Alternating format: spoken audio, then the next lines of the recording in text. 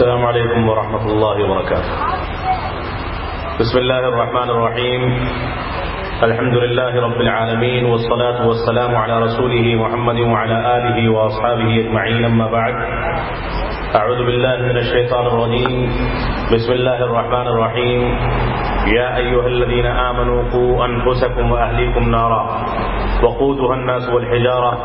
عليها ملائكة غلاظ شداد لا يعصون الله ما أمرهم ويفعلون ما يؤمرون. محترم صدر اجلاس، علماء کرام، مہمانان گرامی قدر اور نوجوانان ملت اسلامیہ اور خواتین اسلام،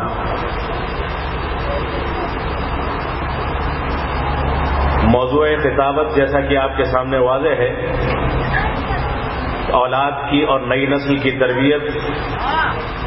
اور جس کے ذمے یہ تربیت کی گئی ہے، یعنی ہمارے بزرگ، ہمارے ذمہ داران اور ہمارا معاشرہ، اس کی کیفیات کیا ہے؟ کیا وہ اولاد کی تربیت اور نئی نسل کی تربیت میں اپنا رول ادا کرتے ہیں؟ اولاد کی تربیت کے لیے قربانیاں پیش کرتے ہیں؟ نئی نسل کو حقیقی مسلمان بنانے کے لیے کچھ قربانیاں اور کچھ تدابیر اختیار کرتے ہیں یا نہیں کرتے؟ یہ ایک بنیادی مسئلہ ہے. مسلم معاشرہ، اسلامی معاشرہ اور مسلمانوں کا حال حقیقت میں ماضی کی تاریخ اگر دیکھی جائے اور رسول اکرم صلی اللہ علیہ وسلم کا عہد مبارک دیکھا جائے، عہد صحابہ و تابعین کا مطالعہ کیا جائے، محدثین کرام اور اپنے اسلاف کی تاریخ کا مطالعہ کیا جائے، اس دور میں اور آج کے دور میں جو بنیادی فرق ہے وہ یہ ہے کہ اگر ہمارے گھروں میں کوئی انسان، کوئی بزرگ، کوئی بوڑھا نمازی ہوتا ہے تو یہ تصور کر لیا جاتا ہے کہ یہ گھرانہ نمازی ہے. اس کا کوئی بزرگ نکلتا ہے اور مؤذن کی اذان پر لبیک کہتا ہوا صلاۃ فجر میں حاضری دیتا ہے، نمازوں میں حاضری دیتا ہے، اور اس کے بعد بقیہ جو بھی افراد ہوتے ہیں، اس کی آل اولاد ہوتی ہے، اس کے نواسے نواسیاں ہوتی ہیں، اس کے پوتے پوتیاں ہوتے ہیں،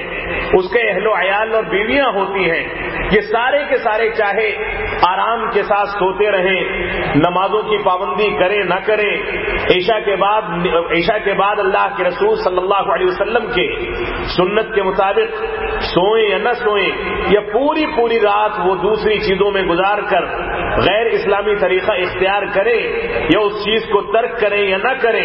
یہ سارے کے سارے سوالات اپنی جگہ پر رکھے رہ جاتے ہیں. ایک بزرگ انسان جو کہ اپنے بڑھاپے کے نتیجے میں، اپنی عمر درازی کے نتیجے میں، اور اس وجہ سے کہ اب اس کے پیر قبر کے اندر لٹک رہے ہیں، اس کی بنیاد پر کہ اس کو اپنی موت یاد آتی ہے، اس بنیاد پر کہ اب اس کی عمر زیادہ ہو گئی، اس بنیاد پر کہ اب اس کو بیماریوں نے آ کر جکڑ لیا، ان بنیادوں پر وہ اللہ رب العالمین کو یاد کرنے لگتا ہے،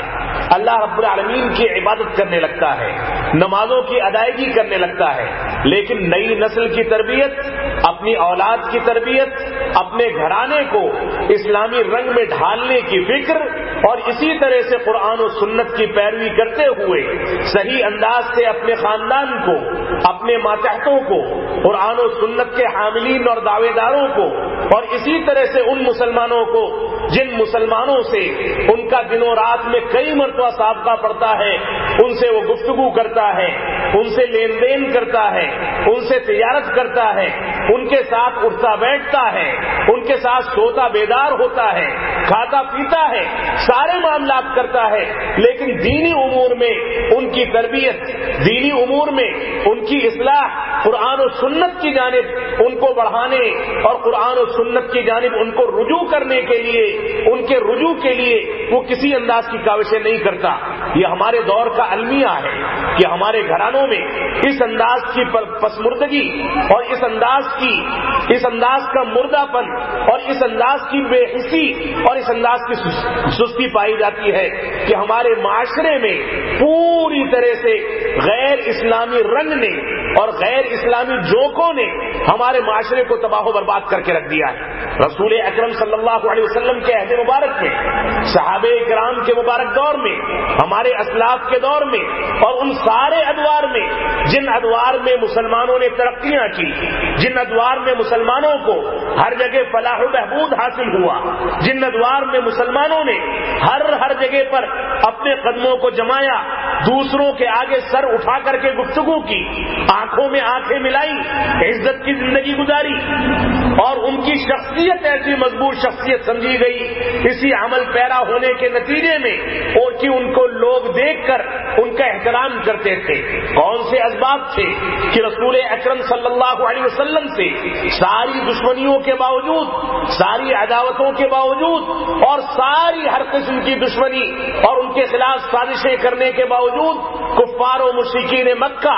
رسول اکرم صلی اللہ علیہ وسلم کو آپ کے کردار کے نتیجے میں، آپ کی سچائی کے نتیجے میں، آپ کی امانتداری کے نتیجے میں، آپ کے بہتر سلوک کے نتیجے میں، آپ کی نرمی کے نتیجے میں، قرآن و سنت کی پیروی کرنے کے نتیجے میں، اور ہر جگہ پر شرافت کا ثبوت پیش کرنے کے نتیجے میں کفار و مشرکین مکہ جو ان کے دشمن تھے وہ بھی آپ کو صادق و امین کہنے پر مجبور تھے۔ یہ سارے کے سارے اسباب تھے کہ ان لوگوں نے اپنے موقف کو واضح طریقے سے بیان کیا، ان لوگوں نے اپنے دائرے کو اچھی طرح سے مضبوط کیا، ان لوگوں نے قرآن و سنت کی جو ذمہ داری اللہ رب العالمین نے ان لوگوں کے سروں پر ڈالی تھی، ان لوگوں نے اس کو بحسن خوبی انجام دیا، اور صحیح انداز سے اپنی اولاد کی، اپنی نسلوں کی، نئی نسلوں کی، اپنے ماتحتوں کی، اپنے متعلقین کی، اور اپنے ساتھ اٹھنے بیٹھنے والوں اور اپنے رشتے داروں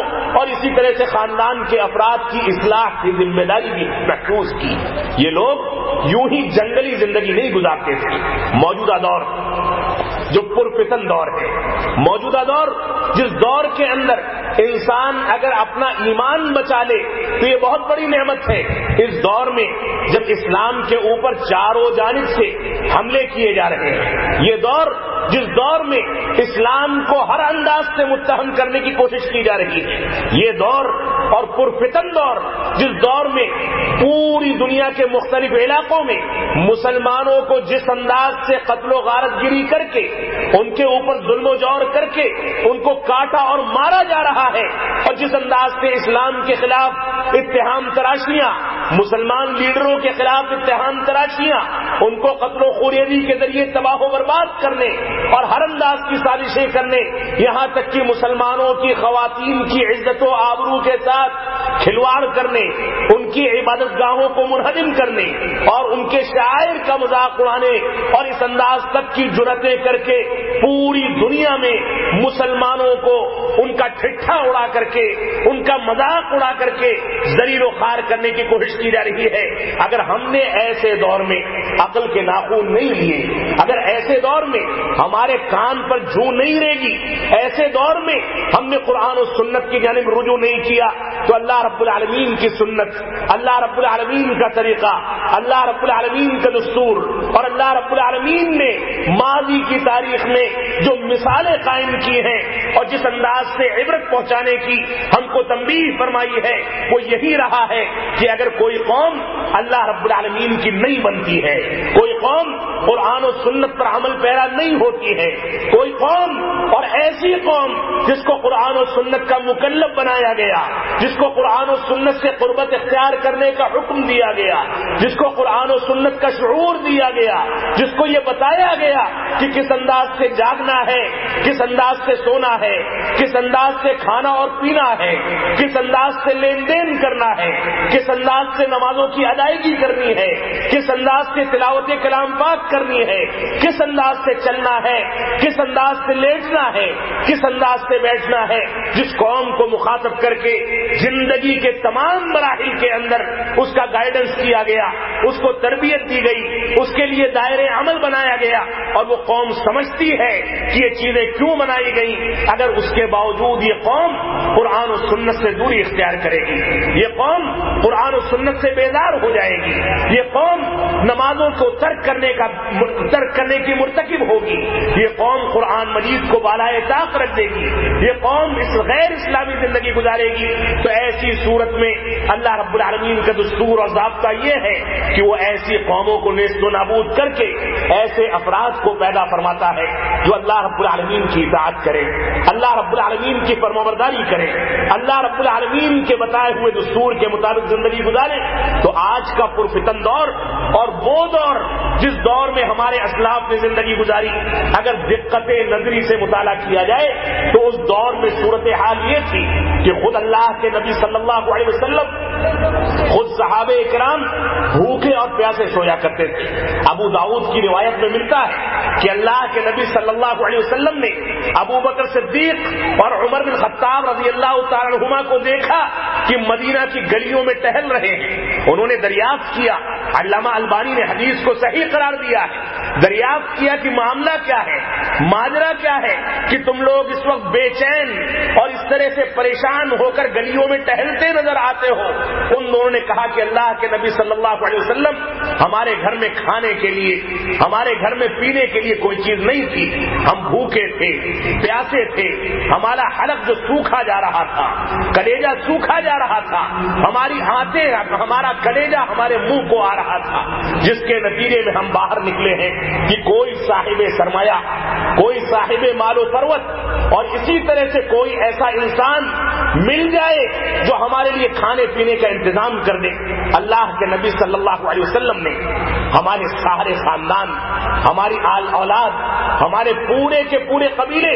ساری کی ساری آبادیاں اور ہمارا سارا کا سارا سرمایہ رسول اکرم صلی اللہ علیہ وسلم، سید المرسلین، امام الانبیاء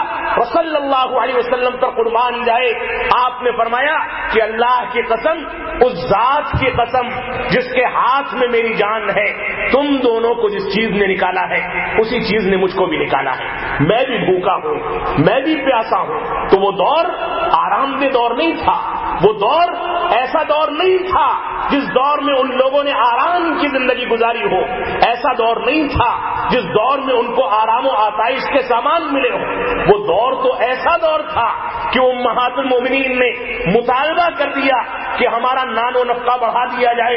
قیصر و کسریٰ کو دیکھا جائے کہ ان کو داسیاں پنکھے جھلتی ہیں اور ہمارا نبی جو کہ سید الانبیاء ہے جب سوتا ہے تو اس کی پیٹھ پر چٹائی کے نشانات پڑ جاتے ہیں۔ ہمارا نان و نفقہ بڑھایا جائے اور عیش و آرام کے وسائل بڑھائے جائیں۔ اللہ کے نبی صلی اللہ علیہ وسلم نے ناراضگی کا اظہار فرمایا اور فرمایا کہ ان لوگوں کے لیے نعمتیں یہ دنیا میں رکھی گئی ہیں اور ہمارے لیے آخرت میں رکھی گئی ہیں۔ تو وہ دور کوئی آرام کا دور نہیں تھا، وہ دور تو ایسا دور تھا کہ غزوہ خندق میں جب رسول اکرم صلی اللہ علیہ وسلم قائد ملت ہونے کے باوجود، سید الانبیاء ہونے کے باوجود، سید بشر آدم ہونے کے باوجود، سب سے زیادہ افضل ترین شخصیت ہونے کے باوجود صحابہ کرام کے ساتھ اس کھائی کو کھودنے کے لیے کدال چلاتے ہیں۔ صحابہ کرام بھوک کی وجہ سے، صحابہ کرام پیاس کی وجہ سے پریشان تھے۔ ان لوگوں نے بھوک کی شدت کے اندر تخفیف پیدا کرنے کے لیے، اس کی شدت کو بجھانے کے لیے اور اسی طرح سے تھوڑا سا آرام حاصل کرنے کے لیے اپنے پیٹ کے اوپر پتھر باندھ رکھے تھے۔ اللہ کے نبی صلی اللہ علیہ وسلم سے صحابہ کرام نے آ کے کہا کہ اللہ کے نبی صلی اللہ علیہ وسلم، کیفیت یہ ہے کہ ہم نے بھوک اور پیاس کی شدت کے نتیجے میں اپنے پیٹ کے اوپر پتھر باندھ رکھے ہیں۔ نبی آخر الزمان نے اپنا مبارک کرتا اٹھا دیا، دامن اٹھا دیا، پیٹ پر کیا دیکھتے ہیں کہ دو دو پتھر بنا ہوا ہے۔ یہ صورتحال تھی، آرام کا زمانہ نہیں تھا، ایسا دور نہیں تھا جس دور میں ان لوگوں کو پیٹ بھر کے کھانا مل جائے۔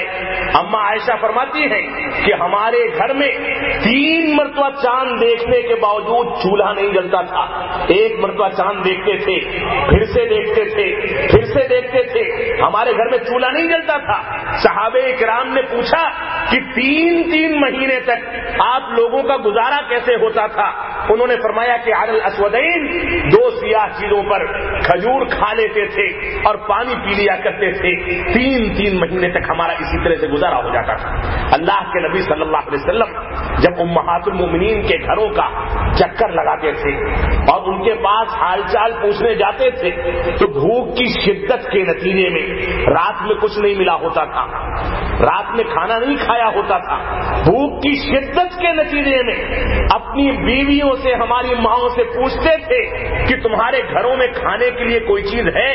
اگر ہوتی تھی تو کھا لیتے تھے. اور اکثر ایسا ہوتا تھا کہ امہات المومنین کہہ دیتی تھی کہ ہمارے پاس کچھ نہیں ہے, گھر میں کچھ نہیں ہے, فاقہ ہے, نہ کھانے کے لیے کچھ ہے نہ پینے کے لیے کچھ ہے. تب اللہ کے نبی صلی اللہ علیہ وسلم فرماتے تھے تب میں روزے سے ہوں, اب میں دن بھر پھر سے بھوک میں اور پیاس میں گزار لوں گا. یہ صورتحال تھی. اس کے باوجود نیکی کا عالم دیکھیں, اس کے باوجود اولاد کی تربیت کا عالم دیکھیں, اس کے باوجود حلال و حرام کی تمیز کا عالم دیکھیں, اس کے باوجود قرآن و سنت کے مطابق چلنے کا عالم دیکھیں, اس کے باوجود دیکھیں کہ ان لوگوں کی زندگی کتنی پاکیزہ ہوا کرتی تھی. کپڑوں میں پیبند لگے ہیں, کھانے پینے کے لیے کچھ نہیں, اور بڑے بڑے بادشاہوں کا استقبال ہو رہا ہے. یہ عالم تھا کہ جبریل امین عرش بری سے قرآن مجید لے کر نازل ہوتے ہیں. یہ عالم تھا, یہ عظمت تھی. لیکن گھر میں کچھ کھانے کے لیے نہیں ہوتا تھا, مہمان نوازی کے لیے نہیں ہوتا تھا, لیکن صدقات و خیرات کے لیے اگر کوئی چیز ہوتی تھی تو اس کو فوراً صدقہ کر دیا کرتے تھے. خود بھوکے اور پیاسے رہتے تھے اور دوسروں کی بھوک کا اخبار کیا کرتے تھے. یہ عالم تھا. اس دور میں ان نزاکتوں میں, ان پریشانیوں میں, ان تکلیفوں میں ہمارے اسلاف نے زندگی گزاری. اس کے باوجود ان کی تکبیر چھوٹ جائے, اذان کے بعد ان کے ترازو کے پڑے میں اگر سودا رکھ دیا گیا تو ایسی صورت میں اذان سنتے ہی اس ترازی کو نیچے نہ رکھ دیا جائے. ایسی ایک بھی مثال نہیں ملے گی. اگر گاہک دکان پہ کھڑا ہے اور اذان ہو جاتی ہے تو گاہک کی پرواہ نہیں ہے, اگر پرواہ ہے تو اللہ رب العالمین کی تکبیر کی بلندی کی ہے, اگر پرواہ ہے تو نمازوں کی پابندی کی ہے,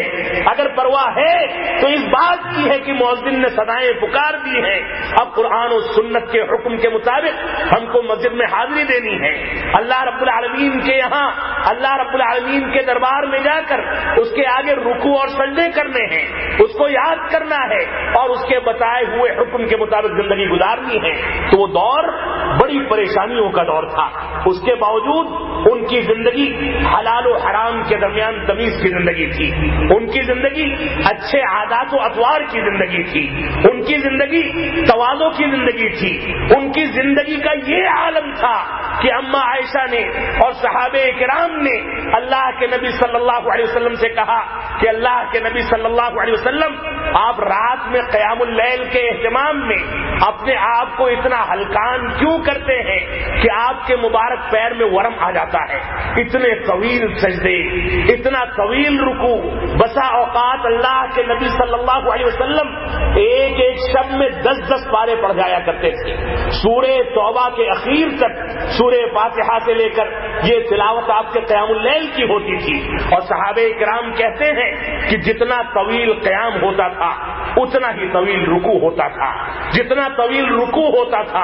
اتنا ہی طویل سجدہ ہوتا تھا. اس کیفیت میں رسول اکرم صلی اللہ علیہ وسلم کے مبارک پیر میں ورم آ جایا کرتا تھا. بعض صحابہ کرام ذکر کرتے ہیں کہ ہم نے سنا کہ رسول اکرم صلی اللہ علیہ وسلم کے مبارک سینے سے اس انداز کی آواز اٹھتی تھی جس طرح سے پتیلی اور کڑھائی کے اندر کوئی چیز ابال کھا رہی ہو, اس کی آواز ہوتی ہے. اسی طرح سے رونے کے نتیجے میں, گڑ گڑانے کے نتیجے میں, اللہ رب العالمین کی شکر گزاری ادا کرنے کے نتیجے میں, اللہ رب العالمین کو راضی کرنے کے جذبے کے نتیجے میں رسول اکرم صلی اللہ علیہ وسلم اس کیفیت پہ پہنچ جاتے تھے. تو صحابہ کرام نے کہا کہ اللہ کے نبی صلی اللہ علیہ وسلم آپ کے تو اگلے پچھلے سارے گناہ معاف ہیں, پھر بھی آپ اتنا پریشان کیوں ہوتے ہیں؟ تو اللہ کے نبی صلی اللہ علیہ وسلم نے کہا افلا اکون عبدا شکورا, کہ کیا میں اللہ رب العالمین کا شکر گزار بندہ نہ بن جاؤں؟ یہ عالم تھا اس دور کا. لیکن آج کے دور میں بینک بیلنس ہے, آج کے دور میں بڑی بڑی تجارتیں ہیں, آج کے دور میں بڑے سے بڑا سرمایہ ہمارے ہاتھ میں ہے. آج کے دور میں کوئی انسان کروڑ پتی ہو یہ معمولی بات سمجھی جاتی ہے، لیکن حلال و حرام کی تمیز ختم ہو چکی، نمازوں کی پابندی ختم ہو چکی. رسول اکرم صلی اللہ علیہ وسلم کی شکر گزاری اتنی تنگی کی حالت میں اس وجہ سے تھی کہ اللہ رب العالمین نے آپ پر خصوصی انعامات کیے تھے. آپ کو نبی آخر الزماں بنایا، قرآن مجید جیسا معجزہ آپ پر نازل فرمایا، آپ کے بارے میں مختلف فضائل ذکر کیے، آپ کو ایک مقام اور عظمت عطا فرمائی، آپ کو نبی آخر الزماں بنایا، آپ کو سید الانبیاء بنایا، آپ کو جو بھی مقامات عطا فرمائے وہ مقامات عطا فرمائے. اس کے نتیجے میں رسول اکرم صلی اللہ علیہ وسلم شکر گزاری ادا کرتے تھے. لیکن حقیقت یہ ہے کہ یہ نعمتوں تو ہم کو نہیں ملی ہیں، لیکن اس کے برعکس ہم کو اللہ رب العالمین نے بہت سی نعمتوں سے نوازا ہے. ہم گرمی میں نہیں بیٹھتے، ہمارے گھروں میں اے سی ہے، ہم آرام کی نیند سونا پسند کرتے ہیں، لیکن صلاۃ فجر فوت ہو جاتی ہے. ہم بڑے آرام و آسائش کی زندگی گزارتے ہیں اور ہمارے پاس اتنا مال و متاع اللہ رب العالمین کا نوازا ہوا موجود ہے کہ اس کے نتیجے میں ہم عیش و آرام کے تمام مسائل اختیار کرتے ہیں، لیکن شکر گزاری کی زندگی ہماری بالکل مفقود نظر آتی ہے. ہم نمازوں کی پابندی اگر جمعہ پڑھ لیں تو اپنے آپ کو مسلمان سمجھتے ہیں، اور میں یہاں برملا اس بات کو کہنے کا قائل ہوں اور یہ بات کہنا چاہوں گا کہ ہم جس جماعت سے وابستہ ہیں، جس کو جماعت اہل حدیث کہا جاتا ہے، جس جماعت کے اکثر افراد یہ سمجھتے ہیں کہ وہ جنت کے ٹھیکیدار ہیں، جس جماعت کے اکثر افراد یہ سمجھتے ہیں کہ توحید کے تقاضوں پر عمل کرنے کے نتیجے میں اللہ رب العالمین نے ان کو بخش دیا ہے، ان کو سوچنا چاہیے کہ اس جماعت کا فرد ہونا یہ اللہ رب العالمین کی معمولی نعمت نہیں ہے، اللہ رب العالمین کا معمولی انعام نہیں ہے. اللہ رب العالمین نے ہم کو جس جماعت کے نمائندے کے طور پر منتخب فرمایا ہے یہ اس کا بہت بڑا انعام ہے. اس کے نتیجے میں ہماری شکر گزاری اور اللہ رب العالمین سے قربت، اللہ رب العالمین کی رضامندی کو اختیار کرنے کا جذبہ یہ دوسروں کے مقابلے میں کہیں زیادہ ہونا چاہیے. تو تربیت اولاد اور ہمارا معاشرہ ایک حساس موضوع ہے. میں اس موضوع کو بہت اختصار کے ساتھ آپ کے سامنے ذکر کرنا چاہوں گا. ہمارے نوجوانوں کی اکثریت یہاں موجود ہے. نوجوانی کا خون ایک گرم خون ہوا کرتا ہے، اس میں ہر کام کر گزرنے کا جذبہ ہوتا ہے. اس عمر میں انسان جو سوچتا ہے کر بیٹھتا ہے، یہاں تک کہ ناجائز کاموں میں بھی اگر دلچسپی لینے لگے تو اس کو بھی انجام دیتا ہے. میرے نوجوان ساتھیوں، آپ سنیں اور سمجھیں، ہماری وہ بہنیں جو نوجوانی کی عمر میں ہیں اور ان تک میری آواز پہنچ رہی ہے وہ بھی سنیں اور غور کریں کہ صحابہ کرام کا دور زرعی، عہد زرعی جس میں صحابہ کرام اور بالخصوص نوجوان صحابہ کرام نے زندگی گزاری، ان کی نوجوانی میں جو عالم ہوتا تھا، جس انداز کی زندگی وہ گزارا کرتے تھے، وہ زندگی وہی زندگی تھی جس کے بارے میں رسول اکرم صلی اللہ علیہ وسلم نے فرمایا شاب نشأ فی عبادت اللہ. ایسا نوجوان قیامت کے دن اللہ رب العالمین کے عرش کے سائے کے تلے جگہ پائے گا، جبکہ عرش الہی کے سائے کے علاوہ کوئی سایہ نہیں ہوگا. ایسا نوجوان جو اللہ رب العالمین کی عبادت میں، اللہ رب العالمین کی بندگی میں، اللہ رب العالمین کی شکر گزاری میں اور اللہ رب العالمین کے ذکر و اذکار میں زندگی گزارتا ہے، قیامت کے دن اللہ رب العالمین ایسے نوجوان کو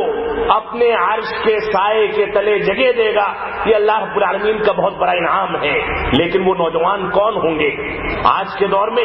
سرے سے وہ تمام کی تمام چیزیں مفقود ہیں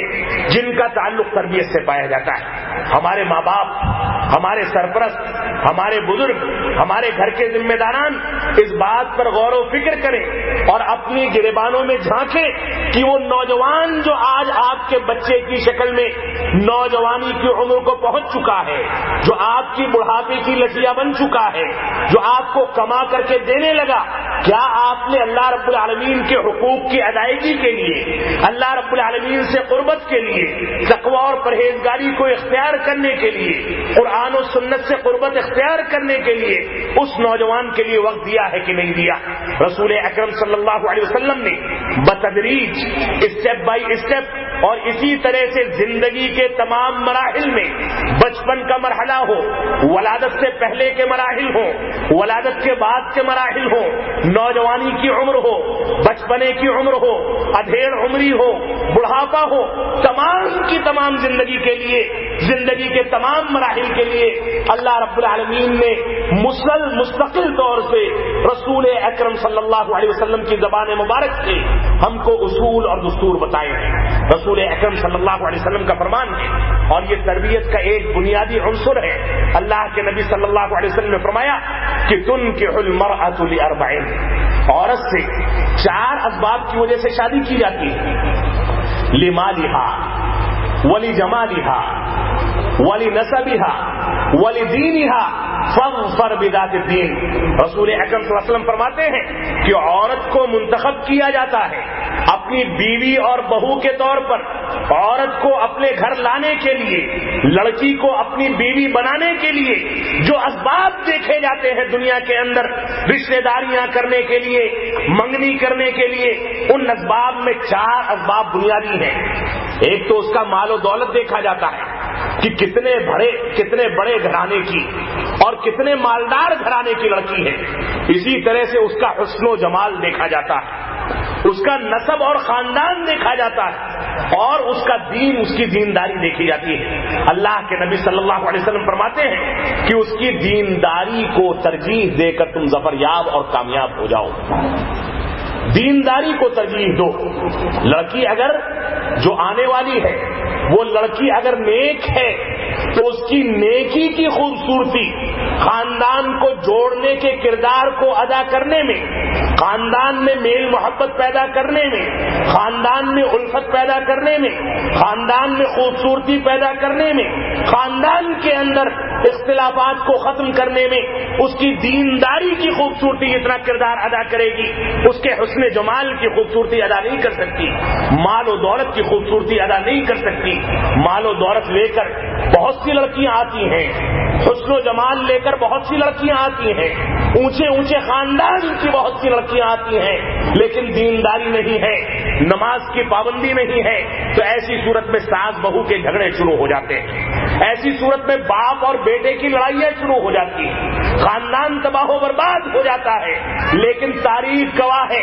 اور تجربات بتاتے ہیں کہ اگر کوئی لڑکی خوبصورتی میں کچھ کمی واقع ہے لیکن دینداری اس کے یہاں موجود ہے، نمازوں کی پابند ہے، قرآن و سنت کا مطالعہ کرتی ہے، بڑوں کا احترام کرتی ہے، چھوٹوں پر شفقت کرتی ہے، تو کم عمری میں چھوٹے بچوں کی ماں، اپنے بھتیجوں کی ماں اور اپنے ماں باپ کے لیے ایک بیٹی کا کردار ادا کر سکتی ہے۔ دینداری کی بنیاد پر وہ خاندان کے اندر چمک پیدا کرتی ہے، دینداری کی بنیاد پر وہ قرآن و سنت پر عمل پیرا ہونے کی بنیاد پر خاندانوں کو آگے بڑھنے کی کنجیاں عطا کرتی ہے۔ اس وجہ سے رسول اکرم صلی اللہ علیہ وسلم نے تربیت کا بنیادی عنصر بتاتے ہوئے فرمایا کہ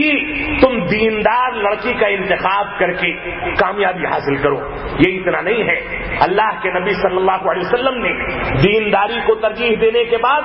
جب نکاح مسنون پڑھا جائے تو قاضی کے لیے ضروری قرار دیا کہ خطبۃ الحاجہ کی تلاوت کرے۔ خطبۃ الحاجہ موجودہ دور میں صرف رسمی طور سے پڑھ دیا جاتا ہے، 3 آیتیں پڑھی گئیں، ایجاب و قبول کرایا گیا اور بڑے آرام کے ساتھ جیب بھر دی گئی، نکاح پڑھانے کی فیس دے دی گئی، اور اس کے بعد سارے کے سارے لوگ اپنے اپنے گھروں پر پہنچے اور عیش و آرام کی زندگی، نمازیں چھوڑنے کی زندگی، دین اسلام سے دوری کی زندگی شروع ہو گئی۔ تھوڑی دیر کے لیے جب کسی لڑکی کو بیوی بنانا تھا تو اللہ رب العالمین کی آیتیں یاد کر لی گئی۔ تھوڑی دیر کے لیے جب باپ مرتا ہے اور اس کو کندھے پر اٹھا کر قبرستان کے حوالے کرنا ہے، مٹی کے حوالے کرنا ہے، تو تھوڑی دیر کے لیے مولوی صاحب یاد آئیں گے کہ وہ صلاۃ جنازہ ادا کرا دیں، دعائیں کر دیں، اور ماڈرن طریقہ آ گیا ہے موجودہ دور میں کہ چند بیج گن دیں اور 30واں اور 40واں پڑھ لیا جائے اور اس کے بعد بخشش کر دی جائے۔ مرنے والا چاہے بے نمازی رہا ہو، بے نمازی ہونے کی صورت میں کافر رہا ہو، مرنے والا چاہے حلال و حرام میں تمیز کرے نہ کرے، مرنے والا چاہے شراب خوری کرتا رہا ہو، مرنے والا چاہے ظلم و جور کرتا رہا ہو، مرنے والا چاہے زکوٰۃ کی ادائیگی کرتا ہو یا نہ کرتا ہو، اس کے باوجود ہمارے مولویوں نے یہ فتویٰ نکال دیا کہ اس کی بخشش کے فلاں فلاں وسائل ہیں، اور بڑے آرام کے ساتھ ہم نے ان وسائل کو اختیار کر لیا۔ معاف فرمائیں گے، یہ تربیت کے صریح خلاف ہے۔ تو رسول اکرم صلی اللہ علیہ وسلم نے خطبہ نکاح کو مسنون قرار دیا، اس کو خطبۃ الحاجہ بتایا۔ ان تینوں کی تینوں آیتوں میں جو انسانی زندگی کی ابتدا کے ابتدائی مراحل میں سے ایک مرحلہ ہے کہ لڑکی کے انتخاب کے بعد اس لڑکی کو اختیار کرنے کے لیے، اب تک جو لڑکی اس لڑکے کے لیے اجنبی تھی، اب تک جو لڑکی اس لڑکے کے ساتھ نہ بات چیت کر سکتی تھی، نہ اس سے بے تکلف ہو سکتی تھی، اس لڑکی کو چند آیات کی تلاوت کے نتیجے میں اس کی ہم بستری کے قابل بنا دیا گیا۔ ان میں بھی اللہ رب العالمین نے تقوی اور پرہیزگاری کی تعلیم دی، سچائی کو اختیار کرنے کی تعلیم دی۔ وہاں پر بار بار یہ اصرار کیا گیا، یہ تاکید کی گئی کہ اللہ رب العالمین سے ڈرنے کی زندگی اختیار کی جائے، اللہ رب العالمین کی خشیت اختیار کی جائے، اللہ رب العالمین کا تقوی اختیار کیا جائے، اللہ رب العالمین سے قربت اختیار کی جائے، اللہ رب العالمین سے لو لگائی جائے، اللہ رب العالمین کی آیتوں پر غور کیا جائے، اور اس کے نتیجے میں صحیح انداز کی زندگی کو منتخب کیا جائے اور اختیار کیا جائے۔ یہ ساری کے سارے پیغامات ہیں جو انسانی زندگی کی تربیت کے لیے انسانوں کے لیے واجب قرار دیے گئے۔ یہ اتنا نہیں ہے، اللہ کے نبی صلی اللہ علیہ وسلم نے لڑکی اور لڑکے کے لیے اسی تربیت کو پختہ بنانے اور اسی تربیت کو واضح کرنے اور اسی تربیت کے مطابق، اسلامی تربیت کے مطابق زندگی کو ڈھالنے کے لیے یہ بھی مسنون قرار دیا کہ یہ لڑکا اور لڑکی جب حجرے عروسی میں جائیں، خلوت میں جائیں، تو اس سے پہلے کہ اپنی زندگی کی آس اور پیاس کو بجھائیں، اس سے پہلے اللہ رب العالمین کی رضامندی کے لیے وہ وضو کریں، 2 رکعت نمازیں ادا کریں، اور نفل پڑھنے کے بعد اللہ رب العالمین سے دعائیں کریں، اور دعاؤں کے نتیجے میں اپنی آل اولاد کے لیے، اس کے نیک ہونے کے لیے، اس کی اسلامی تربیت کی توفیق کے لیے اللہ رب العالمین سے روئیں اور گڑ گڑائیں۔ اس کے نتیجے میں اگر اولاد ہوگی تو ایسی صورت میں یقیناً نیک ہوگی۔ یہ سارے کے سارے مراحل ہیں جو تربیت کے مراحل ہیں۔ ان تربیت کے مراحل کو اختیار کرنا ہمارے ذمہ داران، ہمارے سرپرستوں اور ہمارے بزرگوں کی ذمہ داری ہے کہ اپنے بچوں کی تربیت اس پیمانے پر کریں، ان نقاط پر کریں۔ یہ اتنا نہیں ہے، اللہ کے نبی صلی اللہ علیہ وسلم نے ہم بستری کا موقع، جو کہ انسان کی زندگی کا ایسا شیریں موقع ہوتا ہے جس کا نوجوان لڑکوں اور لڑکیوں کو شدت کے ساتھ انتظار ہوتا ہے، لیکن اس موقع سے بھی اللہ کے نبی صلی اللہ علیہ وسلم نے جو دعا سکھائی اس میں شیطان رجیم سے پناہ مانگنے کی تلقین کی گئی۔ فرمایا گیا کہ ایسے موقع سے اللہم جنبنا الشیطان وجنب الشیطان ما رزقتنا، کہ اللہ رب العالمین ہم کو شیطان رجیم سے محفوظ رکھ، اور ہمارے اس ملاپ کے نتیجے میں، اس صحبت کے نتیجے میں، اس ہم بستری کے نتیجے میں جو اولاد ہونے والی ہے اس کو بھی شیطان رجیم کے کچوکوں سے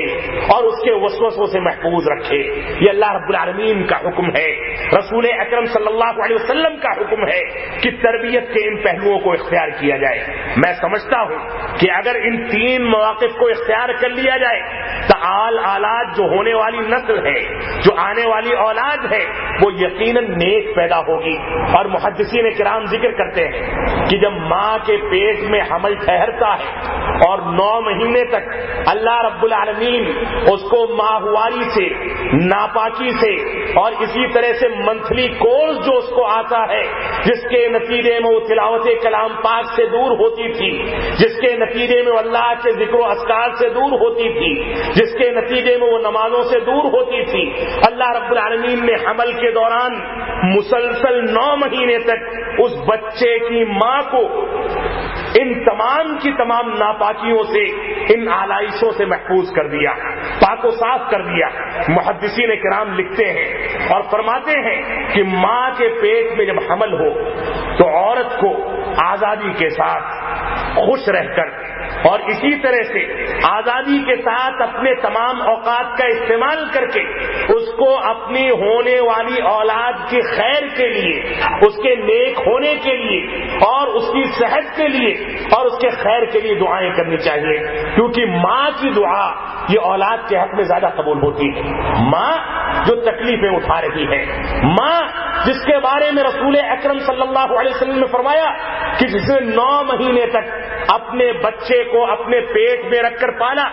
درد ذہ برداشت کیا اور 2 سال تک دودھ پلایا، جو دودھ اس کے خون کی شکل میں تھا، اور ساری کی ساری کمزوریاں اس کے اوپر غشی طاری ہوئی، اس کے اوپر کمزوریاں طاری ہوئی، اس نے ساری مشکلات برداشت کی، وہ کھا نہیں سکتی تھی، وہ پی نہیں سکتی تھی، وہ چل پھر نہیں سکتی تھی، وہ آرام سے سو نہیں سکتی تھی، آرام سے بیٹھ نہیں سکتی تھی، ساری مصیبتیں اس نے برداشت کی، ساری مشکلات برداشت کی اپنے ہونے والی اولاد کے لیے۔ اس وجہ سے اس کو 3 درجات دیے گئے ہیں، باپ کے مقابلے میں ماں کو 3 فضیلتیں دی گئیں اور 4تھا درجہ باپ کو دیا گیا، کیونکہ ماں نے 3 تکلیفیں برداشت کی ہیں۔ تو اللہ کے نبی صلی اللہ علیہ وسلم نے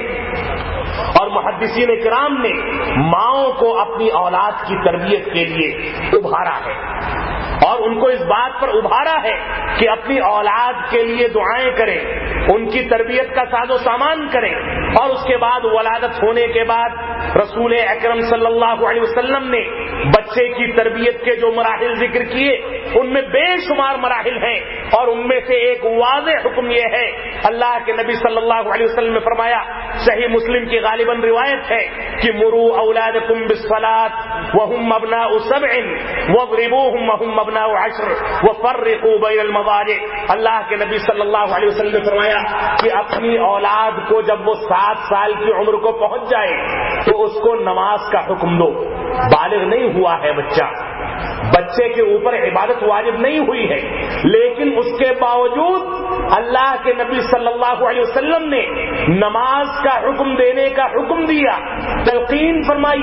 تاکید فرمائی کہ جب بچہ 7 سال کی عمر کو ہو جائے تو ایسی صورت میں تم اپنے معاشرے میں دیکھو، اپنے کلچر میں دیکھو، اپنی تہذیب میں دیکھو کہ 3.5 سال کا بچہ ہوتا ہے تو اس کو پری پرائمری اسکول میں ڈال کر اس کی تربیت کے لیے فراٹے کی انگریزی بولنے لگے، اس کے لیے گھروں میں ٹیوشن رکھا جاتا ہے، اس کے اوپر مال و دولت خرچ کیا جاتا ہے، اس کو چلنا پھرنا سکھایا جاتا ہے، اس کو بولنا سکھایا جاتا ہے، اس کو آداب سکھائے جاتے ہیں، بڑوں سے ملنے کا طریقہ سکھایا جاتا ہے، ساری کی ساری ٹریننگ دی جاتی ہے۔ لیکن ہمارے نبی آخر الزماں اور اس رب العالمین نے ہم کو جو حکم دیا، جس نے اس بچے کو بولنے کے قابل بنایا، جس نے اس بچے کو چلنے کے قابل بنایا، جس نے اس بچے کو صحیح سالم ماں کے پیٹ میں 9 مہینے تک زندہ رکھا اور اس کے بعد بلا کسی عیب کے وہ جیتا جاگتا بچہ ہماری ماؤں کے گود میں آیا، باپ خوش ہوا، انتظار کرتے تھے لوگ کہ 7واں دن آئے، عقیقہ کیا جائے، خوشی کا اعلان کیا جائے، انتظار کرتے تھے لوگ کہ بچہ 1.5 سال 2 سال کا ہو، چلنے لگے، ابا اماں کے الفاظ اپنی زبان سے ادا کرنے لگے، سارا انتظار کیا جاتا ہے۔ لیکن یہاں پر اسلام، شریعت اسلامیہ، رسول اکرم صلی اللہ علیہ وسلم اور اس انسانیت کے سب سے بڑے محسن اور اللہ رب العالمین نے ہم کو اولاد کی تربیت کے لیے جو حکم دیا ہے اس کو نظر انداز کر دیا جاتا ہے۔ تو اللہ کے نبی صلی اللہ علیہ وسلم نے فرمایا کہ جب تمہارا بچہ 7 سال کی عمر کو پہنچ جائے تو اس کو نماز کا حکم دو، اور 10 سال کی عمر کو پہنچ جائے تو ایسی صورت میں 3 سال کی ٹریننگ کے باوجود، 3 سال تک نمازوں کا حکم دینے کے باوجود،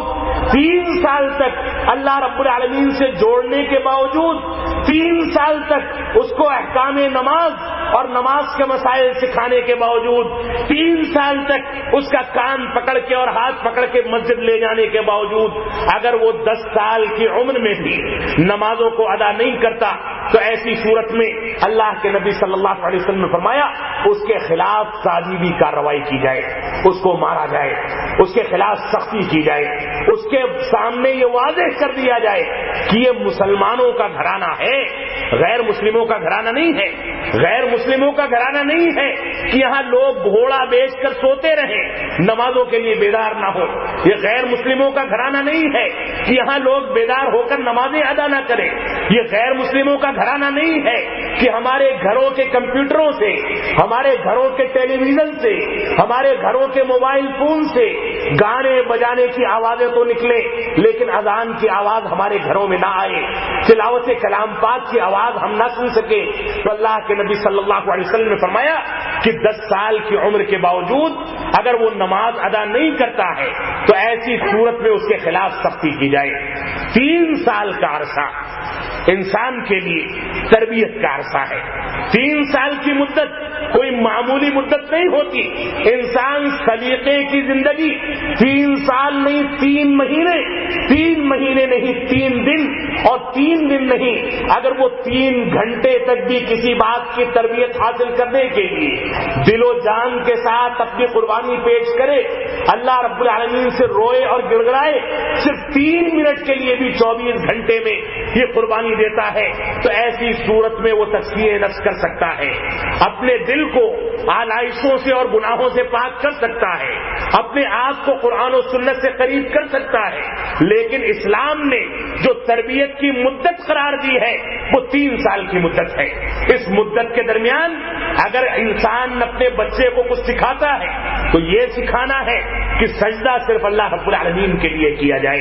اگر بچے کو کچھ سکھانا ہے تو یہ سکھانا ہے کہ رکوع صرف اللہ رب العالمین کے لیے کیا جائے۔ اس 3 سال کے اندر بچے کو یہ ٹریننگ دینی ہے، موجودہ ترقی یافتہ دور میں یہ ٹریننگ دینی ہے کہ اللہ رب العالمین کی عبادت کیوں کی جاتی ہے، توحید کا اقرار کیوں کیا جاتا ہے، اتباع رسول کا مقام کیا ہے، قرآن مجید کی عظمت کیا ہے، صحابہ کرام کی عظمت کیا ہے، حلال و حرام کی تمیز کیا ہے،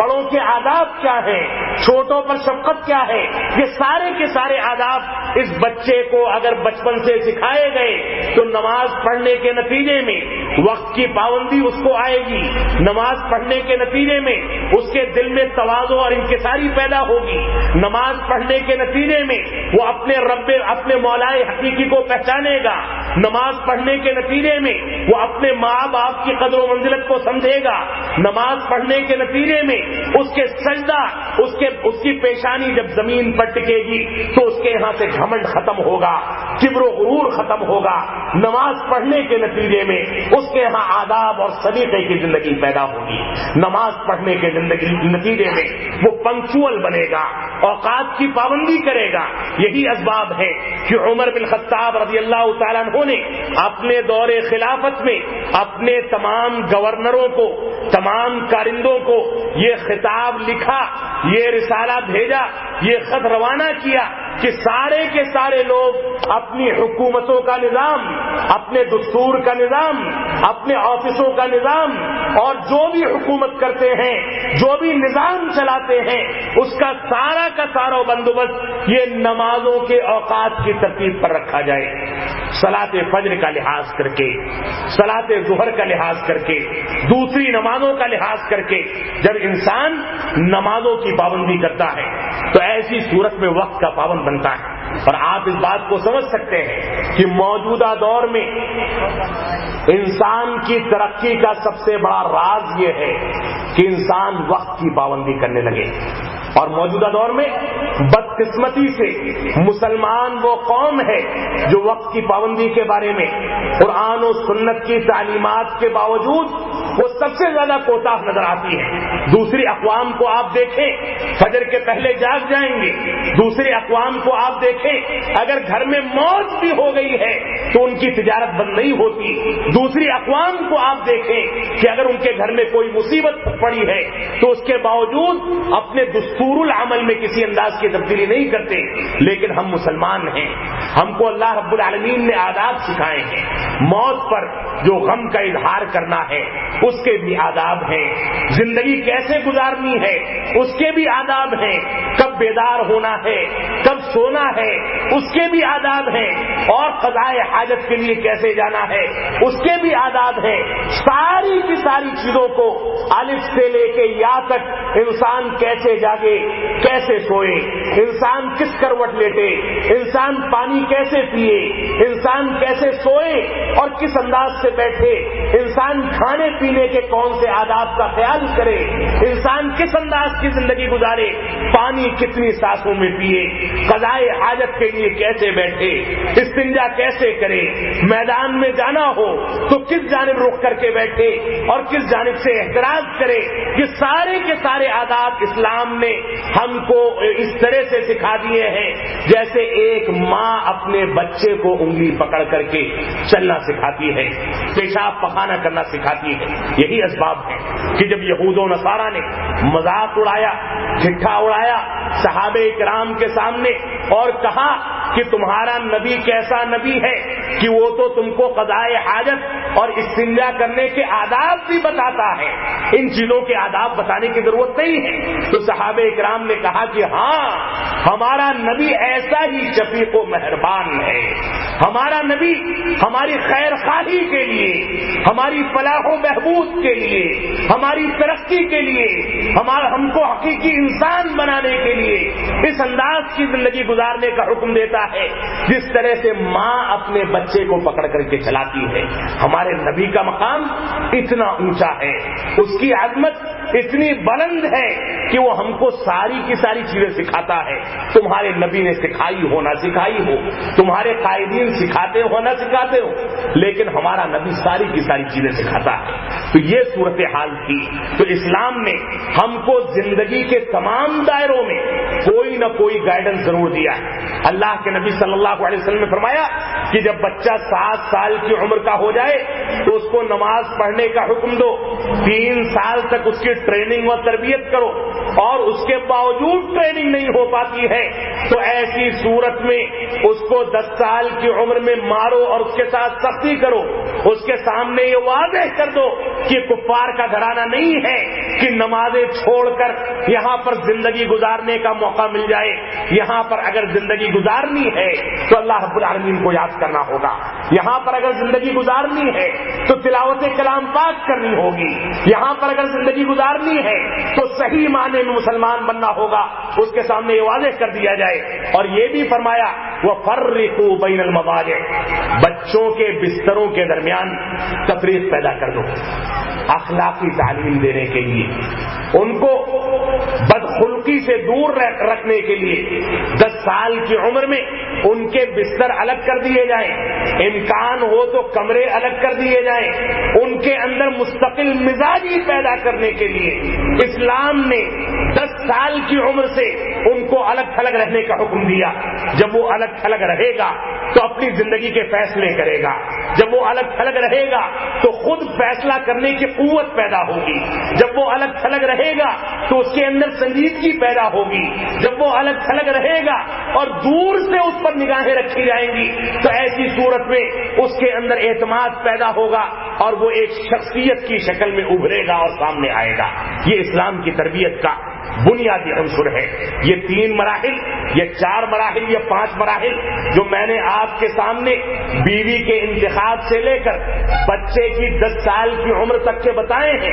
یہ مراحل اگر ہمارے ماں باپ، ہمارے سرپرست، ہمارے ذمہ داران، ہمارے بزرگ، ہمارے بڑے اور خاندانوں کے ذمہ داران اگر ان مراحل کو اختیار کر لیں تو 10 سال کی عمر کے بعد بچے کے بارے میں کسی انداز کی فکر کرنے کی ضرورت نہیں ہے۔ بچہ نیک بنے گا، بچہ نمازی بنے گا، بچہ پرہیزگار بنے گا، بچہ صحیح انداز کی زندگی گزارے گا۔ لیکن موجودہ پرفتن دور میں ہماری ذمہ داریاں بہت وسیع ہیں، موجودہ پرفتن دور میں ہمارے احساس کو بہت حساس ہونا چاہیے، ہمارے دلوں کو اور دماغ کو بہت حساس ہونا چاہیے۔ موجودہ پرفتن دور میں بے شمار فتنے ہیں جو ہمارے گھروں کے اندر داخل ہوتے چلے جا رہے ہیں۔ کمپیوٹر کا فتنہ، انٹرنیٹ کا فتنہ، موبائل فون کا فتنہ، بے راہ روی کا فتنہ، علماء بیداری کا فتنہ، خروج کا فتنہ، شدت پسندی کا فتنہ، اور اسی انداز سے بدخلقی اور ننگے پن کا فتنہ، بے پردگی کا فتنہ، جو انسان اپنی جیب میں لے کر چلنے والے موبائل فون اور اسی طرح سے گھروں میں رکھی ہوئی اسکرین اور ان چیزوں پر ساری کی ساری چیزوں کا مشاہدہ اپنے فنگر کے ذریعے، اپنے انگلی کے ڈائریکشن کے ذریعے چند سیکنڈوں کے اندر اپنے سامنے ظاہر کر کے اس سے لطف اندوز ہونا شروع کر دیتا ہے۔ ایسی صورت میں بچوں کی تربیت کا چیلنج مزید نازک ہے۔ ایسی صورت میں ہم کیا کریں، کس انداز کی زندگی گزاریں اور کس انداز سے بچوں کی تربیت کریں، اس کے مستقل پہلو ہیں، وقت کم ہے، میں اختصار کے ساتھ اس کا تذکرہ کر دوں کہ موجودہ دور میں جو کہ انٹرنیٹ کا دور ہے، ترقی یافتہ دور ہے، موجودہ جدید وسائل کا دور ہے، ایسے ادوار میں آپ ان وسائل سے اپنے بچوں کو نہ دور رکھ سکتے ہیں اور نہ قریب کر سکتے ہیں۔ اپنے بچوں کو موبائل فون سے محروم کر دیں،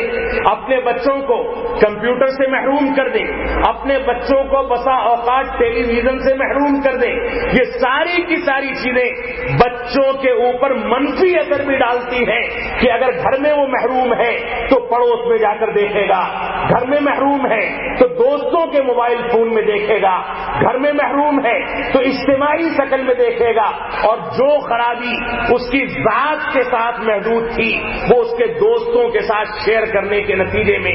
مزید خطرناک شکل اختیار کر لے گی۔ ایسی صورت میں ماں باپ کی ذمہ داری،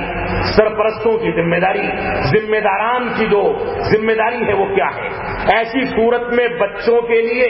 ایسے وسائل ضرور مہیا کیے جائیں، لیکن بچوں کو ایسے وسائل میں مشغول رکھنے کے لیے ان کے لیے گائیڈ لائن تیار کی جائے، ان کو اسباق دیے جائیں، ان کو اس معاملے کو دلچسپ بنانے کے لیے اور اس کے صحیح استعمال کے لیے بچوں کے سامنے کچھ ایسا ہوم ورک رکھا جائے کہ اسکول کے ہوم ورک سے فارغ ہونے کے بعد بچہ ایک ہفتے میں، 10 روز میں، 2 دن میں، 3 دن میں یا ایک شب میں یا چند گھنٹوں میں یا چند منٹوں میں فلاں کام کو پورا کر کے فلاں پروجیکٹ تیار کر کے ماں باپ کے سامنے پیش کرے گا۔ یہ پروجیکٹ دلچسپ ہونا چاہیے۔ مثال کے طور پر بچے کے سامنے سوال اٹھایا جائے کہ بیٹا مکہ مکرمہ جو کہ دنیا کا ایک ایسا تاریخی شہر ہے جو دنیا کے وسط میں قائم ہے، اس مکہ مکرمہ کی بعض خوبیاں ہیں، بعض خصوصیات ہیں۔ اس مکہ مکرمہ کے بیچوں بیچ ایک ایسا گھر ہے جس کو خانہ کعبہ کہا جاتا ہے، اس کا 24 گھنٹے طواف چلتا ہے،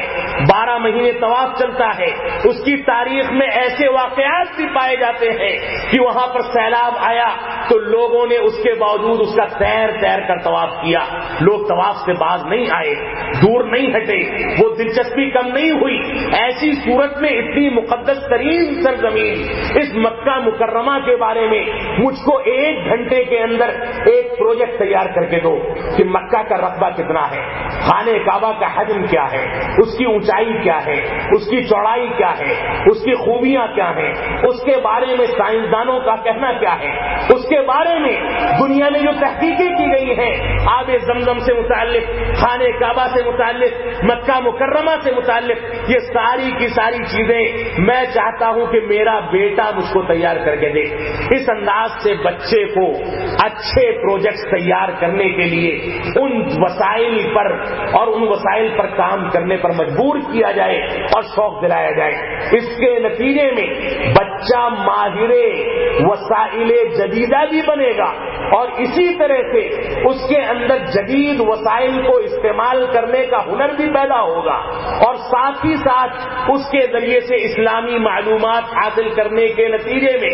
بچے کے اندر اسلامی شعور پیدا ہوگا۔ اس انداز سے بچوں کی رہنمائی کی جائے، ان کو محروم نہ کیا جائے، ان کو دور نہ کیا جائے، لیکن ان کے لیے گائیڈ لائن تیار کی جائے، ان کے لیے حدود بنائے جائیں، ان کے لیے اوقات کی تعین کی جائے، گھر کا ماحول ایسا بنایا جائے کہ گھر میں اتنے بجے کے بعد جاگنا ممنوع ہے، گھر کے اندر زیادہ دیر تک لائٹیں جلانا، زیادہ دیر تک بیدار رہنا، زیادہ دیر تک بیدار رہ کے صلاۃ فجر کو متاثر کرنا، اس انداز کے وسائل اختیار کرنا جس کے نتیجے میں انسان کی صحت خراب ہو، صبح بیدار ہونے میں تاخیر ہو، یہ ساری کی ساری چیزیں دیکھنی ہوں گی۔ لیکن موجودہ دور میں ہوتا کیا ہے، 12 بجے تک ایک ہی ٹیلی ویژن پر ماں بھی بیٹھی ہے، بیٹا بھی بیٹھا ہے، اسی ٹیلی ویژن پر باپ بھی بیٹا ہے اور بہو بھی بیٹھی ہے، اسی ٹیلی ویژن پر بیٹی بھی بیٹھی ہے اور اس کی بھابھی بھی بیٹھی ہے، اور اسی ٹیلی ویژن پر اسی پردے پر سب نامعقول چیزیں دیکھتے ہیں۔ 12 بج جاتا ہے، 1 بج جاتا ہے، سیریل چل رہا ہے، شیطان غالب ہے، یہود و نصارہ کے ہتھ کنڈے کامیاب ہو رہے ہیں اور ہمارے کان پر جو نہیں ریکھتی، اور اس کے بعد نتیجہ کیا ہوتا ہے، پورا کا پورا گھر خراٹے مار رہا ہے۔ صلاۃ فجر کی اذان ہوئی، الارم بجتا ہے تو بیدار ہوتے ہیں کہ بچے کے اسکول کا ٹائم ہو گیا، نماز جائے بھاڑ میں، بچے کی بس نہ چھوٹنے پائے، صلاۃ فجر سے پہلے بیدار ہو کر فلائٹ پکڑنی ہے، صلاۃ فجر سے پہلے بیدار ہو کر ٹرین پکڑنی ہے، صلاۃ فجر سے پہلے بیدار ہو کر بچے کو اسکول بھیجنا ہے۔ پورے سال میں اگر صحت خراب نہ ہو تو بچے کی تعلیم کا ایک دن بھی ناغہ نہیں ہوگا، لیکن نمازوں کا موازنہ کیا جائے تو پورے سال میں ایک بھی نماز ادا نہیں کی ہوگی۔ نعوذ باللہ من ذالک، ہماری ایسی مردہ زندگی، اللہ رب العالمین ہمارے اوپر رحم فرمائے۔ تو اللہ رب العالمین کی جو آیت کریمہ میں نے آپ کے سامنے تلاوت کی تھی ابتدا میں، اس میں اللہ رب العالمین ارشاد فرماتا ہے، یا ایھا الذین آمنوا قوا انفسکم واہلیکم نارا وقودها الناس والحجارہ علیہا ملائکۃ غلاظ شداد لا یعصون اللہ ما امرهم ویفعلون ما یؤمرون۔ اے لوگو، اے ایمان والو، اپنے آپ کے بارے میں اور اپنے اہل و عیال کے بارے میں اس جہنم کی آگ سے ڈرو جس کا ایندھن انسان ہوں گے اور پتھر ہوں گے۔ اسی طرح سے اس کے اوپر ایسے فرشتے، ایسے شدید اور غلیظ اور شدید فرشتے، سخت جان فرشتے مسلط کر دیے جائیں گے جو اللہ رب العالمین کی معصیت نہیں کرتے اور جو کچھ حکم دیا جاتا ہے اس کو انجام دیتے ہیں۔ اس جہنم کی آگ سے ڈرو، اپنی آل اولاد سے ڈرو، اپنی آل اولاد کو ڈراؤ، اللہ کے نبی صلی اللہ علیہ وسلم کے وہ طریقے اور اسالیب اختیار کرو جن طریقوں کو رسول اکرم صلی اللہ علیہ وسلم نے حسن و حسین کی تربیت میں، اپنی نواسیوں کی تربیت میں،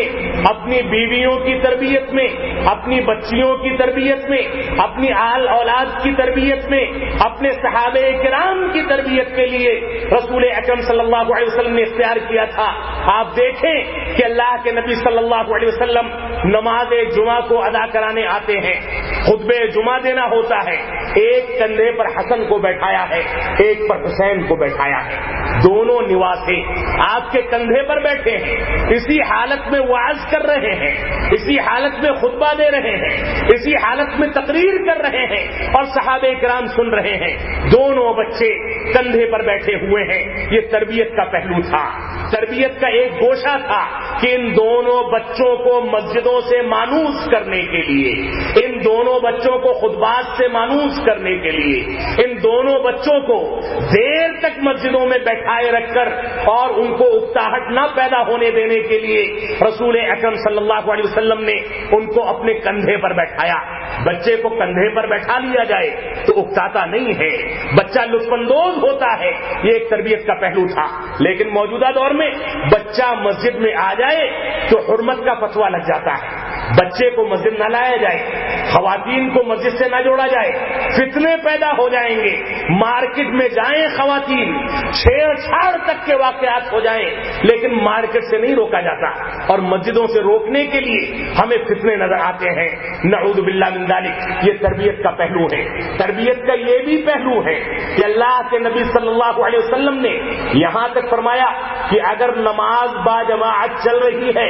فرض نماز ادا کی جا رہی ہے اور بچہ رونے لگے تو امام وقت پر جو امامت کر رہا ہے اس کے لیے ضروری ہے کہ وہ نماز کو چھوٹا کر دے، کیونکہ اس کو نہیں پتا کہ اس کی ماں جو اس کے رونے کی آواز سن رہی ہے اس کے دل پر کیا بیت رہی ہوگی، اس کے ماں کس انداز کی تکلیف محسوس کر رہی ہوگی۔ اللہ کے نبی صلی اللہ علیہ وسلم نے وہ فریضہ جو باجماعت ادا کیا جا رہا ہے، وہ فریضہ جس کے لیے پورے علاقے کے لوگ ایک مسجد میں جمع ہیں، وہ فریضہ جو اللہ رب العالمین کی رضامندی کے لیے ادا کیا جاتا ہے، وہ فریضہ جو انسانیت پر واجب قرار دیا گیا، وہ فریضہ جس کو جان بوجھ کر چھوڑ دیا جائے تو انسان کافر ہو جائے، وہ فریضہ جس کے لیے اللہ کے نبی صلی اللہ علیہ وسلم نے اور اللہ رب العالمین نے اتنی تاکید فرمائی کہ نمازیں ادا کرو، اگر ادا کرو گے تو مسلمان مانے جاؤ گے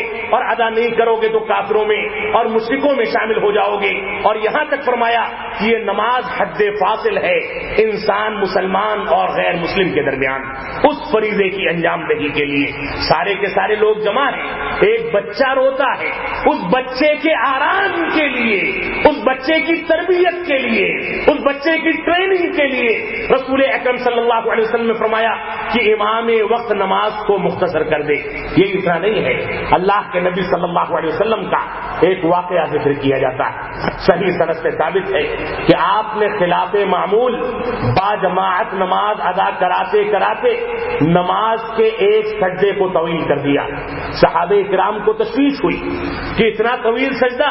آپ اٹھ ہی نہیں رہے ہیں، کوئی حادثہ تو پیش نہیں آ گیا۔ ایک صحابی رسول اٹھے، جلدی سے دیکھا اور اس کے بعد پھر سجدے میں چلے گئے۔ سلام پھیرنے کے بعد ان کو تو پتا تھا لیکن بولنے کی جرأت نہیں تھی۔ رسول اکرم صلی اللہ علیہ وسلم کو پتا تھا کہ میرے خلاف معمول کام کے نتیجے میں صحابہ کرام کے دلوں میں سوال پیدا ہوا ہوگا۔ آپ نے بذات خود جواب دے دیا، فرمایا کہ اس بچے نے سجدے کی حالت میں مجھ کو سواری بنا لیا تھا، بچے نے سجدے کی حالت میں مجھ کو سواری بنا لیا تھا اور میں نہیں چاہتا تھا کہ بچے کی سواری میں خلل پیدا ہو، بچے کے لطف میں خلل پیدا ہو، بچے کے کھیل میں خلل پیدا ہو۔ اس وجہ سے جب تک وہ بذات خود اترنے کی پوزیشن میں نہیں آ گیا، جب تک میں سجدے میں رہا، اور بچے کا جب مزاج بنا کہ وہ اب اترے گا تب میں نے سجدے کو ختم کیا۔ یہ بھی تربیت کا پہلو تھا۔ آج ہمارے دور میں بچوں کو مسجدوں سے جوڑنے کی ضرورت ہے۔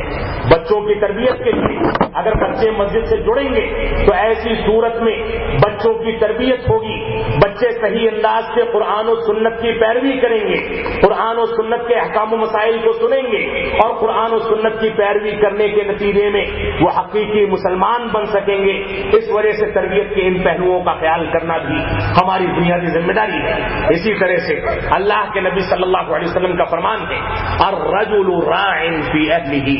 ومسئول عن رعیتہ والمرأة راعیۃ فی بیت زوجها ومسئولۃ عن رعیتها۔ اللہ کے نبی صلی اللہ علیہ وسلم نے فرمایا، صحیح بخاری اور صحیح مسلم کی روایت ہے کہ ایک مرد، ایک انسان اپنے اہل و عیال کا چرواہا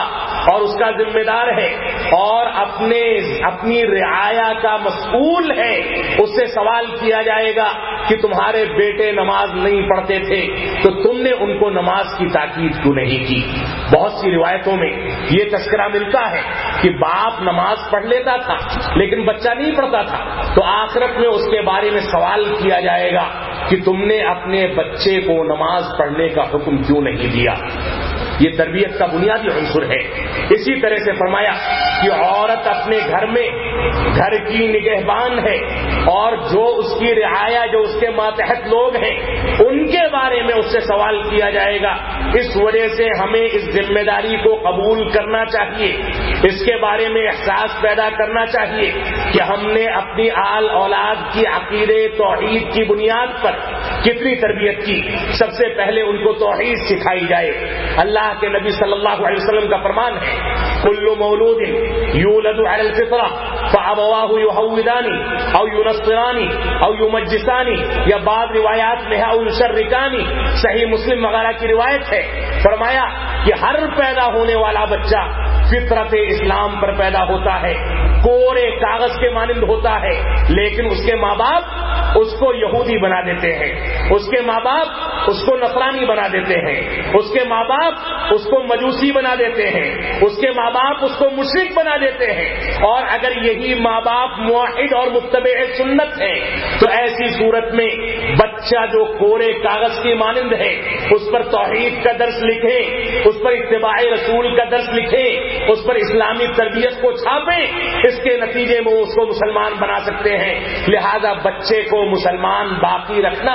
اس کی اسلامی تربیت کرنے کے نتیجے میں یہ ہر مسلمان کی بنیادی ذمہ داری ہے۔ اسی طرح سے آل اولاد کو اچھائیوں کا حکم دینا، آل اولاد کے درمیان برابری کرنا، انصاف کرنا، ان کے خرچ کا خیال رکھنا، ان کی اچھی تربیت کرنا، اولاد کے درمیان انصاف کرنا، بچوں کی تربیت کے لیے ان کے اوپر شفقت کرنا، ان سے سلام دعا میں پہل کرنا، ان کے ساتھ کھیل کود کرنا، ان سے مذاق کرنا، ان کی تربیت کے لیے رسول اکرم صلی اللہ علیہ وسلم کی وہ روایت جو کہ صحیح بخاری کی روایت ہے جس کا دشمنان اسلام نے مذاق بھی اڑایا ہے، یا ابا عمیر ما فعل النغیر، ایک چھوٹا سا بچہ تھا، رسول اکرم صلی اللہ علیہ وسلم اس کے گھر تشریف لے جایا کرتے تھے، اس کا ایک پرندہ تھا جس کو پنجرے میں پالا گیا تھا، اس سے وہ کھیلا کرتا تھا۔ ایک مرتبہ اللہ کے نبی صلی اللہ علیہ وسلم تشریف لے گئے، دیکھا کہ بچہ منہ پھلائے ہوئے ناراضگی کے عالم میں ایک کونے میں بیٹھا ہوا ہے اور بیٹھ کر غم کا اظہار کر رہا ہے۔ اللہ کے نبی صلی اللہ علیہ وسلم نے فرمایا کہ اس بچے کو کیا ہو گیا؟ تو لوگوں نے بتایا کہ اس کا پرندہ مر گیا۔ دشمنان اسلام نے مذاق اڑایا ہے کہ اس معمولی سی روایت کو، جس روایت کے اندر اسلام کے احکام و مسائل کا تذکرہ نہیں کیا گیا، اس کے مسائل کو، اس روایت کو امام بخاری نے اپنی کتاب کے اندر کیوں درج کیا؟ تو امام شافعی رحمۃ اللہ علیہ نے اور دوسرے بعض علماء کرام اور محدثین کرام نے اس روایت کے جواب میں، اس اعتراض کے جواب میں ان لوگوں نے اس سے 40 مسائل مستنبط کیے کہ پرندے کو رکھنے کے مسائل، بچوں کے ساتھ چہل کرنے کے مسائل، بچے کے کنیت رکھنے کے مسائل، رسول اکرم صلی اللہ علیہ وسلم جو کہ قائد ملت تھے، ملت اسلامیہ میں جن کی حیثیت سب سے اونچی تھی، وہ بھی ایک معمولی سے بچے سے مذاق کر کے اس کے پیچھے کیا مقاصد تھے، کس انداز سے اس کی تربیت کرنا چاہتے تھے، یہ سارے کے سارے مسائل وہاں ذکر کیے گئے ہیں۔ تو اللہ کے نبی صلی اللہ علیہ وسلم نے بچوں کی تربیت کے لیے سلام میں تقدیم کر کے، بچوں کی تربیت کے لیے ان سے ہنسی مذاق کر کے، بچوں کی تربیت کے لیے ان کے ساتھ اٹھ بیٹھ کر، بچوں کی تربیت کے لیے ان کو کندھے پر بیٹھا کر، بچوں کی تربیت کے لیے سجدے کی حالت میں ان کو پیٹھ پر چڑھنے کی اجازت دے کر، یہ سارے کے سارے اسالیب جو اختیار کیے ہیں، یہ سارے کے سارے اسالیب تربیت اسلامی کے وہ نقاط ہیں جن چیزوں کو آج کے دور میں نقش کرنے کی ضرورت ہے۔ وقت ختم ہو چکا ہے، چند باتوں کے ساتھ میں رخصت ہونا چاہوں گا۔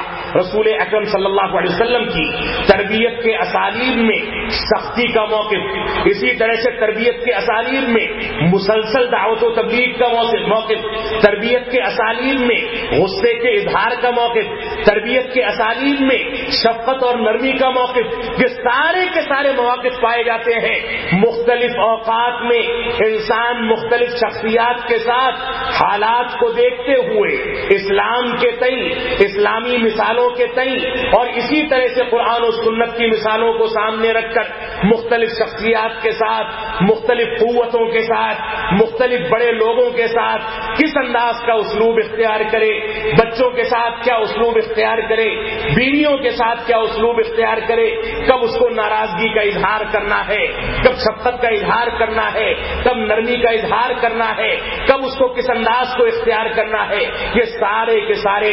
مستقل موضوعات ہیں۔ اللہ رب العالمین ہم کو نئی نسل کی اسلامی تربیت کرنے کی، اپنی اولاد کی اسلامی تربیت کرنے کی توفیق عطا فرمائے۔ ہم جب تک جیے تب تک اسلام پر جیے، جب ہمارا خاتمہ ہو تو ایمان پر ہو۔ وصلی اللہ علی نبینا محمد وعلی آلہ وصحبہ وسلم۔ والسلام علیکم ورحمۃ اللہ وبرکاتہ۔